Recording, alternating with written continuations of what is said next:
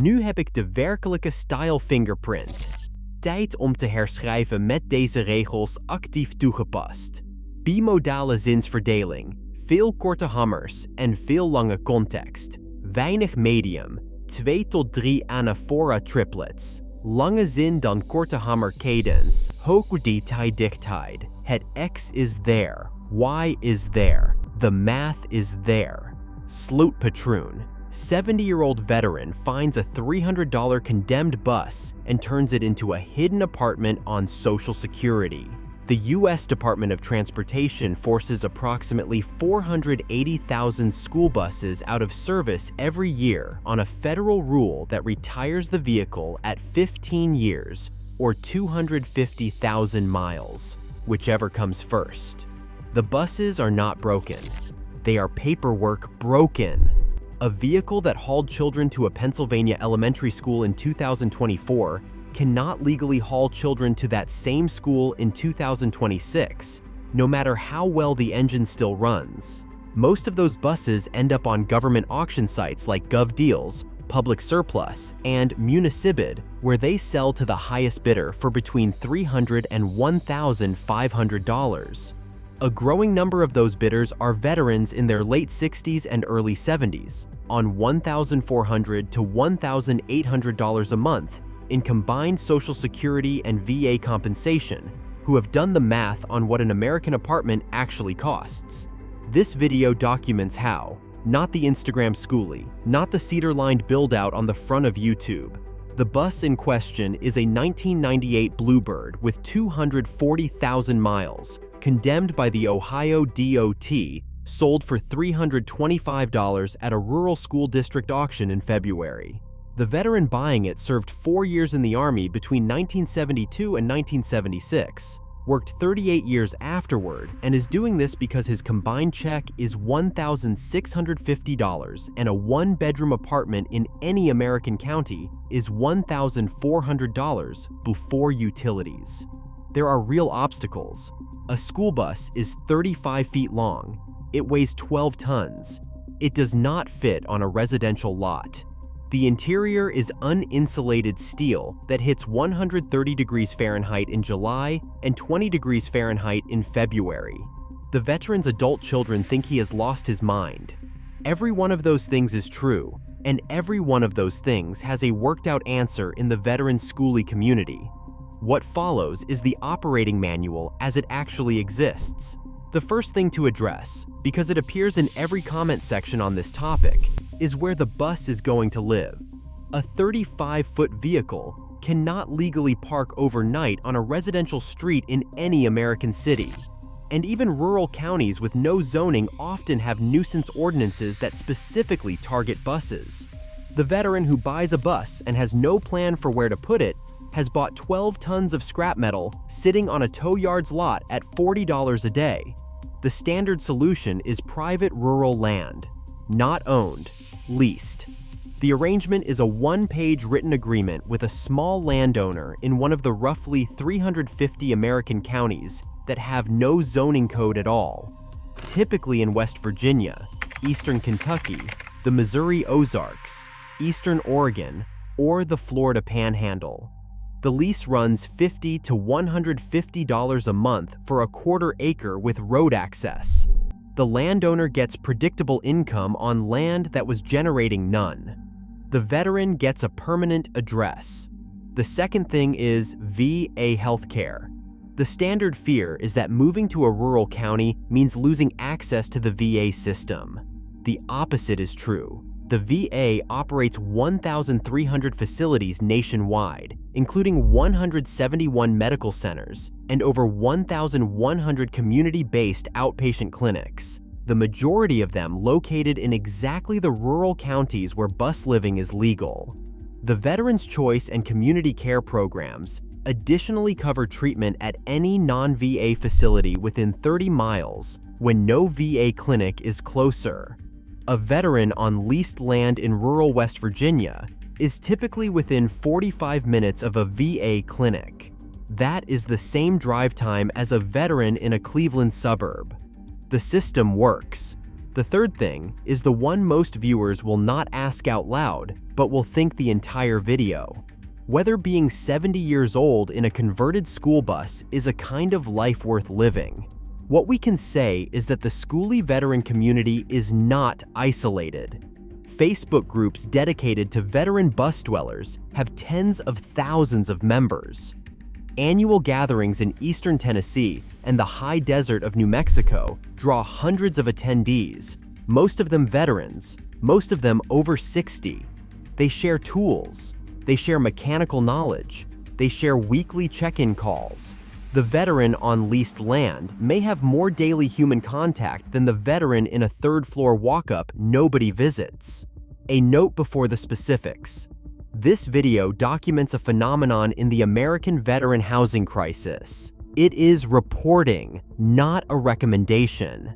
Converting a commercial vehicle into a residence involves titling and zoning issues that vary by state. We do not encourage circumventing the law. If you are a veteran facing housing insecurity, please call the VA National Call Center for Homeless Veterans at 1-877-424-3838 or dial 211. Step 1. Finding the bus. The cheapest condemned buses in 2026 are not in private hands. They are on government auction sites. GovDeals, Public Surplus, and Municipbid list roughly 800 school buses for sale at any given moment, posted by school districts, municipal transit agencies, and state surplus offices. The vehicles in question are 1995 to 2008 Bluebird, Thomas, and IC Corporation school buses on International or Freightliner chassis. Diesel, not gasoline. The diesel engines run forever. A bus with 200,000 to 280,000 miles on a Cummins or International DT466 has another 200,000 miles in it, and any small-town diesel mechanic can work on the platform. The standard bid pattern is to filter the site by buses under $1,000, sort by ending soonest, and bid on units with no bids in the final hour. School districts must liquidate these vehicles by fiscal year end. The buses that have not attracted interest sell for the opening bid. The opening bid is often $300. The inspection happens on the district lot before the auction closes. The seller is required to start the engine and let the bidder walk the interior. The floor gets checked for rust-through. The roof seams get checked for water intrusion. The engine bay gets checked for oil leaks.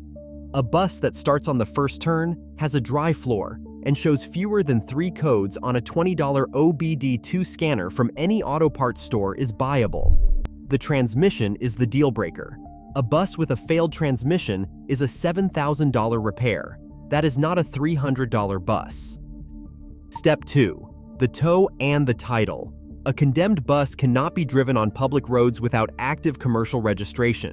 Driving it home is a $2,500 fine and a tow on the buyer's dime. The solution is a flatbed tow from the district lot to the leased land, $400 to $1,200 depending on distance, arranged through any commercial towing company that handles tractor trailers. The title is where most veterans get burned. A school bus sold at government auction comes with a salvage title or a certificate marked school bus retired from service. Neither is usable as a residence in most states without retitling the unit as a motorhome. The paperwork sequence is the same in most states. The veteran finishes the residential conversion, which has to include a permanent bed, a cooking surface, a water system, and an electrical system. The veteran submits photographs to the state DMV. The veteran completes a vehicle identification inspection. The veteran pays a retitling fee of $75 to $300. The bus is reclassified as a motorhome. The commercial restrictions disappear. The insurance drops to standard RV rates of about $400 a year. The unit becomes legal to live in. The paperwork takes 1 afternoon. Skipping it is the single most expensive mistake in the entire process. Step 3. The land lease. A handshake deal with a landowner is how veterans lose buses. The standard arrangement is a 1-page written lease, signed by both parties, notarized at any UPS store for $10, specifying the parcel, the monthly rent, the right to install temporary utilities, and a 60-day notice clause for either side to terminate. The counties to look in are the no-zoning counties. There are roughly 350 of them, concentrated in West Virginia, Eastern Kentucky, Southern Ohio, the Missouri Ozarks, Eastern Oregon, the Arkansas River Valley, Northern New Mexico, and the Florida Panhandle. The county property assessor's website lists the zoning status of every parcel. Searching no zoning plus the state name on Facebook Marketplace and Craigslist surfaces dozens of small landowners with quarter-acre to 1-acre parcels at $50 to $150 a month. The conversation with the landowner is straightforward. The veteran is on Social Security. The bus is titled as a motorhome. The veteran has insurance. The lease is written. The rent is paid in cash on the first. The arrangement that works best is leasing from a landowner who already has 1 or 2 other schoolie dwellers on the property. The social infrastructure is in place. The county knows the address. The neighbors are already navigating the same code. Step 4. The metal box. A school bus is a steel rectangle on wheels. Uninsulated, it transmits ambient temperature into the cabin with no buffer. The interior hits 130 degrees in July in direct sun. It drops to within 5 degrees of outside in February. Insulating it is the largest physical task in the entire conversion, and the one that determines whether the unit is livable year-round. The insulation is closed cell spray foam, 2 inches thick, applied to the ceiling and walls by a mobile contractor for $1,200 to $1,800. This is the single largest expense in the whole build. It is non-negotiable. The veteran who substitutes fiberglass bat insulation because it is cheaper spends every summer roasting and every winter shivering. The walls and ceiling are framed in 2x2s and finished with quarter-inch plywood or tongue and groove pine, $400 in materials. The floor gets a half-inch layer of rigid foam under 3/4-inch plywood, $200 in materials. The windows are the heat loss problem nobody mentions. A school bus has 12 to 16 single-pane windows. Each one is a thermal hole. The standard fix is to remove half of them, weld sheet metal over the openings, and insulate the new wall section. The remaining windows get magnetic Reflectix panels that pop into place at night and store under the bed during the day. The interior temperature swing drops by 30 degrees within a week. Step 5. Water and waste. A school bus, unlike a recreational vehicle, has no plumbing at all. No tanks, no pump, no sink. Everything is installed from scratch. The advantage is that the system can be designed correctly for one person, instead of retrofitted around 1994 engineering decisions. Freshwater storage is a 50-gallon polyethylene tank from Tractor Supply for $140, mounted under the rear bench. A 12-volt water pump designed for recreational vehicles from Amazon for $80 pressurizes the system. A 100-foot roll of PEX tubing from Home Depot for $40 runs to a single sink in the kitchen area and a single tap in the bathroom. Total plumbing cost is roughly $300. The water source is the landowner's well or municipal supply. The lease typically includes 50 to 100 gallons a week at no additional cost. A veteran consumes roughly 25 gallons a week. The tank refills every 2 weeks via a garden hose from the landowner's outdoor spigot. Waste is the harder problem. The bus has no sewer connection. The standard solution is a composting toilet, $900 for a Nature's Head or Airhead unit. The toilet separates solid and liquid waste. The solids are processed with a peat moss medium and produce no smell when operated correctly. The liquid container is emptied every 3 days into a small leach field dug by the landowner for $200, or into the woods 200 feet from any water source where county code permits. Gray water from the sink discharges through a 2-stage filter onto a graveled drain area outside the bus. This is legal in counties with no zoning. Counties with zoning often look the other way for veterans on private land. Step 6. Power and heat. The bus has no electrical system suitable for residential use. The original wiring runs the headlights, the chassis lights, and the engine. Everything else is installed new. The system that runs a converted bus indefinitely is a 400 amp-hour deep cycle marine battery bank, made from 4 100 amp-hour batteries wired in parallel, purchased used for $360. The bank is charged by 4 200-watt rigid solar panels on the roof, $480 total. The charge controller is a $90 MPPT unit. The inverter is a $200 pure sine wave unit from Harbor Freight. Total electrical cost is roughly $1,150. The system generates 1,500 to 2,500 watt-hours daily, depending on season and latitude. That runs the lights, a 12-volt refrigerator, a CPAP machine, a phone charger, a small television, and a box fan continuously. There is surplus for cloudy stretches. Winter heat is a small wood stove, the Cubic Mini Grizzly or equivalent, $750 installed, with a triple-wall stainless flue through the roof. The stove burns hardwood scrap that the veteran cuts from the leased land or hauls from any rural sawmill for $40 a cord. A cord lasts a full winter for one person in a properly insulated bus. The flue installation requires careful sealing with high-temperature silicone. The roof penetration is the single most common cause of bus fires, which is why the install is done by a stove dealer rather than the veteran himself. Summer cooling is the same geographic strategy used everywhere else in this community. Stay in the high country, park under shade, run a 12-volt fan continuously. The bus is not air-conditioned. It does not need to be in any county above 3,000 feet. Step 7. The VA, the mail, and what happens if discovered. A veteran on leased rural land receives mail through one of three systems.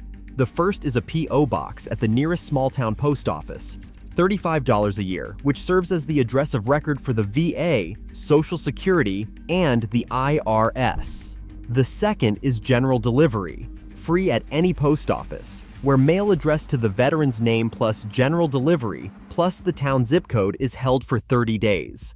The third is a mail forwarding service in South Dakota or Texas, $40 a month, used by veterans who travel between multiple seasonal locations. A benefits transfer between any of these systems without interruption. Disability compensation, Social Security, pension, and aid and attendance are all deposited by direct transfer to any bank account. The bank account requires only a mailing address. Annual VA eligibility reviews happen by phone. Appointments are held at the nearest VA clinic, with reimbursed mileage for any drive over 30 miles each way.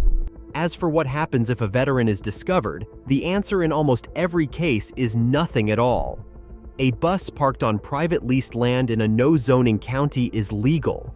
A bus parked on private leased land in a county with zoning typically generates a code complaint from a neighbor before any official action. The standard response is a 30-day notice from the county to bring the property into compliance, which usually means installing a septic system or moving the bus. Criminal exposure is zero. Code compliance issues, when they occur, are often resolved with a $400 portable septic tank or by moving the bus to the next county. If you got something out of this video, subscribe. We document the parts of the housing crisis the headlines skip.